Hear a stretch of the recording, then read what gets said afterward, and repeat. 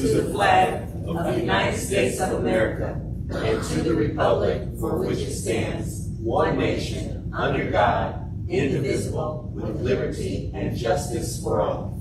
Thank you. To confirm that we have a legal meeting, may we have roll call for attendance? Yes. Mr. Michael Suggs. Present. Dr. Woods. Present. Dr. McCullough. Okay, thank you. Mr. Johnson. Present, and I'm present. We have 5 members present, none absent. With 5 members present, we have quorum in a legal meeting.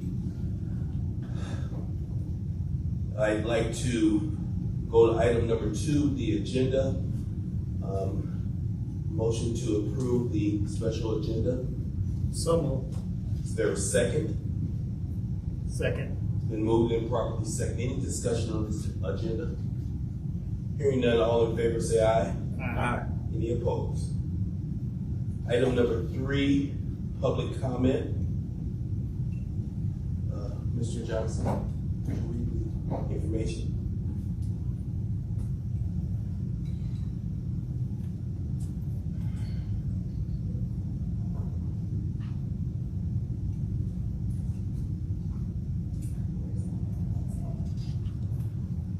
Pursuant to Indiana Code 5-14-1.5-3, the Gary Community School Corporation Board of Trustees welcomes comments from the community.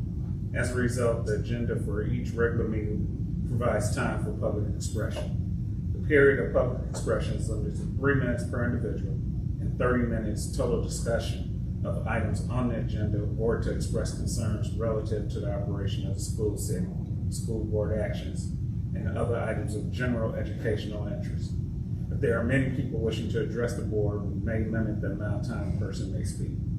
Comments should be directed to the board, not to individual board members. Statements shall not be abusive or argumentative. Persons making comments shall not debate statements made by other persons. It shall not be permissible to orally present or discuss complaints against individual employees of the Gary Community School Corporation at any board of school trustees meetings. Issues relating to personnel, individual circumstances, or an individual school will be referred to the building principal or an appropriate administrator in an attempt to resolve the issue prior to an appeal before the board. Speaker cannot transfer their remaining time to another person. The board president will enforce these rules and may take actions necessary to maintain order at the meeting. Such actions may include, but are not limited to, interrupting the speaker if the statement is too lengthy, unduly repetitive, or otherwise violates the rules. The president may terminate the address of any speaker who violates these rules, or limit the total amount of time devoted to public comments if there's a large number of people wishing to address the board, or if there's a large agenda of other business before the board. Thank you, sir. I'm told that there's no one signed up for comments.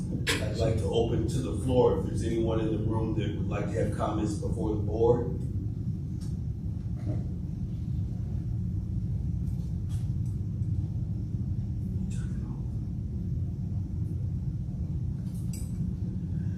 No comments, so let's move on to item number 4, action items.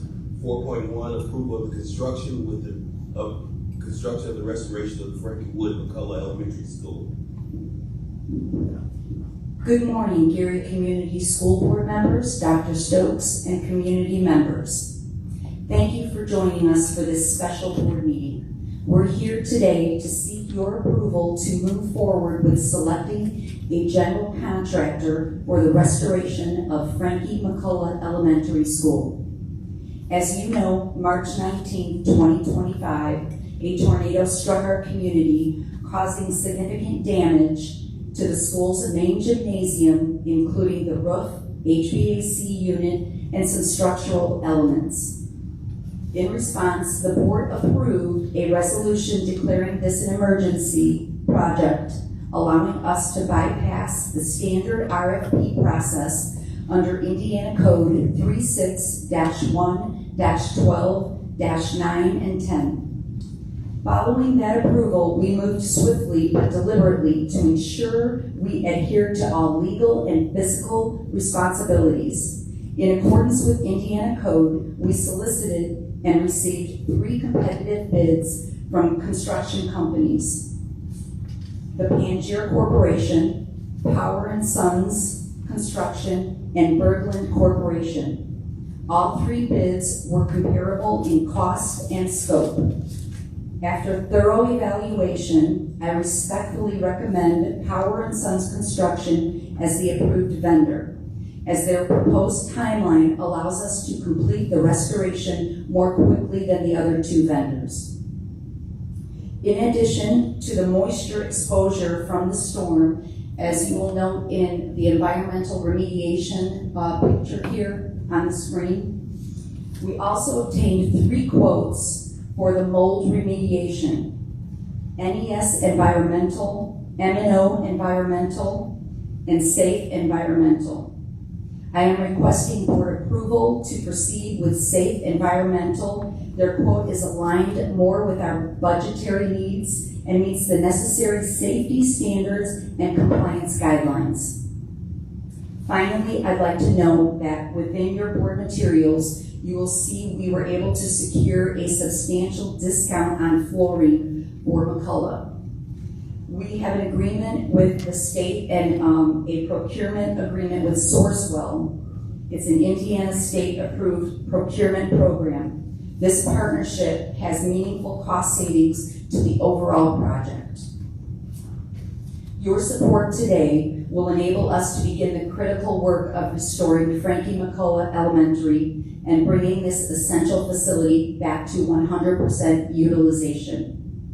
At this time, I'd like to open the floor for any questions, but before I do that, I would like to introduce a few key people in this entire process. Without them as the experts, I would not have been able to do any of this. First, I'd like to introduce Mr. Thomas Kuhn from CSK Architects. He has developed the detailed scope, work, and accompanying blueprints for the project. Excuse me for one moment. Can they come up, please, so that all board members can see them? Sure. Then I would like to introduce Mr. Kenny Smith, who is our interim director of maintenance and grounds. And then I'd like to introduce Mr. Tim Irvin from Power and Sons Construction. I open the floor now for any questions from the board. First of all, I want to thank you for the work that you have done on this project. You were able to keep me in step, and I certainly concur with your decision to recommend these 2 vendors. And I just wanted to talk to the construction folk in regards to this project. Is there anything unique, and I guess I will go with you, sir, from CSK, having to match and work with a structure that has been up for decades? Is there anything that we should be concerned about or aware of? I don't think so. I think the building is solid as is. It's well constructed. The roof is dead flat, so we've taken that into account. We've also added some allowances into the bid to repair electrical and to do some masonry work. So we should be in pretty good shape. It's a good solid building. Thank you. Mr. Powers, in regards to the project, the actual project, coming from a industry in my previous life, safety has always been a #1 issue for me. And just the complexity of that project seems that safety could be a risk. Are you comfortable knowing that we can get this done on time, under budget, and safe? Yes, sir. Obviously, this helps that there are no students in the building for the summer, so most of the, actually 95% of the work will be done while the students are out of school. So that's going to help. And then obviously, we have trained professionals that know how to use lifts and how to be, and we have a superintendent on site daily. And they also we do safety talks every day with our subcontractors. And anyone who would visit the site would also have to go through a safety orientation to be in the space. Yes, thank you. Board President, if I might, How will you keep us abreast of things that are going on? Meaning me, the superintendent, and of course, Kenny's right there. Will you be working through Kenny on our behalf, or will you be working directly with Mrs. Zaborowski or myself? We could work with all three. We use a system called Procore to actually manage our project. They have daily logs in which we can give access to you, to Ms. Linda, as well as Kenny, where it's online, where you can see daily photos, you can see daily reports of what the progress has been made. And then we also like to have weekly meetings with the architects, Yes. as well as Linda and Kenny, so we can keep everyone abreast of the progress that is being made. So we do have weekly meetings, and we will plan to have weekly meetings as well. And that could be virtual or on site, however you all want to do it. And I do need to add one more person, our building principal or assistant principal. I understand our building assistant principal is here, so we would like to keep them as part of that loop also. As part of this process, I'd like to add that we hired an environmental consultant to deal with the mold. So the process will be, they're gonna go in there and treat the mold and kill it before anybody else gets in there, before these guys get in there. That's what the environmental remediation part is. And then it's safe for the workers to be in that space. I mean, it's terrible in there. It's riddled with mold. So we've taken care of that as well. Are we for sure that the mold is a result of the storm? Yes. Did we, the scope as far as where did we test? Do we think we got it isolated? We know exactly where to remediate? The entire roof structure is covered in mold. And we suspect that it's gotten into the ductwork because the spores just fly around in the room. So that's why we hired this environmental consultant. Okay. We're gonna treat the ductwork and all the surfaces. The water infiltration is what caused the mold. And there's food in there, and it's dark. So that's the three ingredients you need from black mold. You can see it, it's evident everywhere. You know, the plywood that was temporarily put in there on the old form deck for the gypsum, old roof deck. It's riddled, and the steel joists have mold on it as well. And once you remove the mold, you have the location that you're gonna take the contaminated materials. Well, it will be killed, and then it'll be just dumped in the dumpsters. Like, once it's killed, you're safe. Okay. They're gonna treat it, kill it, and then you're good to remove it. Thank you. What is the project timeline? Well, so it's two things. The big issue is the RTU, the rooftop unit. The lead time on that is about 15 weeks after this get approved. So one of the things we want to do right away is get the submittal approved so we can order the RTU. So that's the big big lead time. Everything else can be done by August 1st. In terms of just repairing the roof and the gym and things like that. So that can be done before the school year starts. Unfortunately, the RTU is a 15-week, approximately 15-week lead time, and we won't be able to confirm that date though until we get approval from you all that we can move forward, so we can get it once we get it ordered.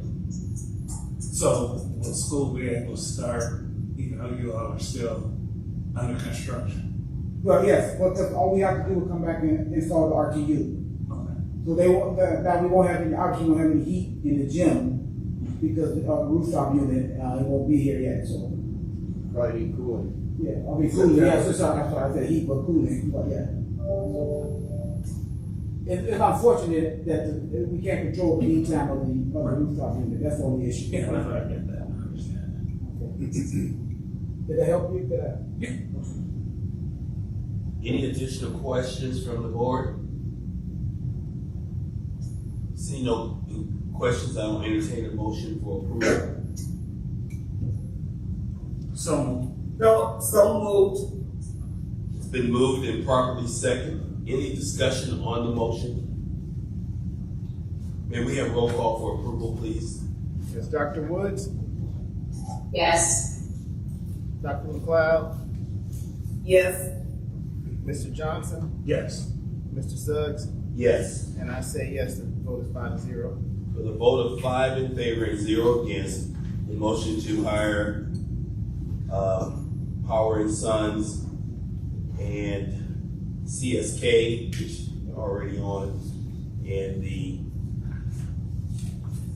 Safe environment. Safe Environmental has been approved. Thank you. Thank you. Thank you, gentlemen.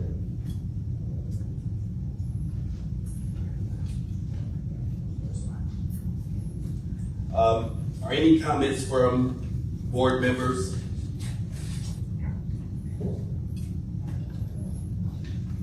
No comments. I'll entertain a motion to adjourn. So moved. Second. It's been moved and properly second. All in favor, say aye. Aye. Meeting is adjourned. Thank you for your attendance. I have Have a good day, everyone.